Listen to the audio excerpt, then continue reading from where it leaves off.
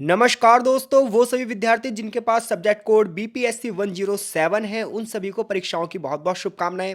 जहां हम आज की क्लास में सब्जेक्ट कोड बीपीएससी 107 के दिसंबर 2022 के क्वेश्चन पेपर को चर्चा करेंगे। इससे पहले इस क्वेश्चन पेपर में हम चर्चा करें उससे पहले मैं आपको बता देना चाहता हूं कि इस सब्जेक्ट कोड की सभी वीडियो 15 के 15 चैप्टर की वीडियो हमारी प्लेलिस्ट में अपलोड है। तो आप वहाँ प्लेलिस्ट में जाकर वो 15 चैप्टर सुन सकते हो और अच्छे से समझ सकते हो। जहां अगर हम इस क्वेश्चन पेपर की बात करें तो टोटल आपको 5 क्वेश्चन करने होंगे। 2 यूनिट में एक क्वेश्चन पेपर होगा, एक यूनिट 1 और एक यूनिट 2। एक यूनिट से आप 3 क्वेश्चन करोगे और एक यूनिट से आप 2 क्वेश्चन करोगे। जैसे कि पहला क्वेश्चन है, एक अनुशासन के रूप में अंतर्राष्ट्रीय संबंध के विकास के विभिन्न चरणों का वर्णन कीजिए। तो जब आप चैप्टर नंबर 2 पढ़ोगे अंतर्राष्ट्रीय व्यवस्था का विकास, तो उस वाले चैप्टर में हमने इस प्रश्न के ऊपर बहुत अच्छे से चर्चा की हुई है। अगला जो क्वेश्चन है वो है अधिनायकवादी और सैनिक तानाशाह के बीच अंतरों की व्याख्या कीजिए। तो जैसे कि आपने बॉल्शेविक क्रांति यानी चैप्टर नंबर 4 पढ़ा होगा, चैप्टर नंबर 5 भी पढ़ा होगा फांसीवाद और नाजीवाद, और चैप्टर नंबर 7 पढ़ा होगा शास्त्रीय यथार्थवाद और नव यथार्थवाद। तो यहाँ पर थोड़ा थोड़ा अधिनायकवादी और सैनिक तानाशाह के बीच में है, यानी कि एक ही चैप्टर से आप इस प्रश्न का उत्तर नहीं दे सकते।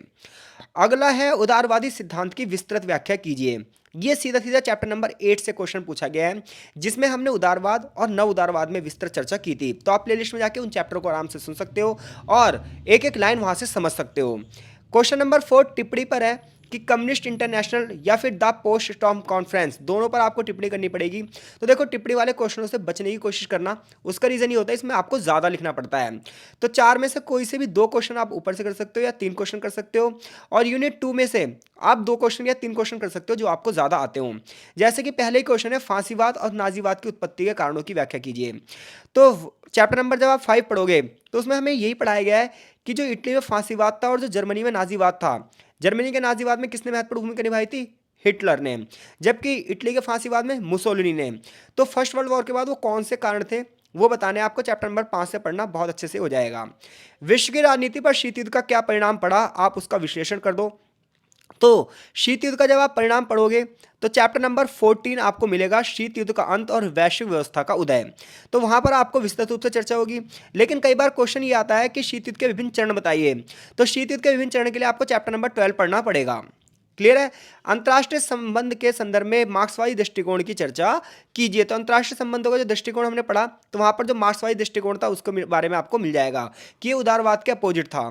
8वां क्वेश्चन फिर से टिप्पणी पर है, श्वेत समस्या और सभ्यताओं के संघर्ष पर आपको टिप्पणी करनी है।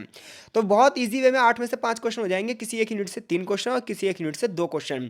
तो अभी तक आपने अगर इसके चैप्टर के लेक्चर को नहीं सुना है तो जल्दी से सुन लीजिए। वहां पर जाकर प्लेलिस्ट में 15 के 15 चैप्टर अपलोड है। कमेंट बॉक्स में कमेंट जरूर कीजिएगा और वीडियो को लाइक भी जरूर कीजिएगा। मिलते हैं आपसे नेक्स्ट सब्जेक्ट कोड के साथ, तब तक के लिए आपका बहुत बहुत धन्यवाद।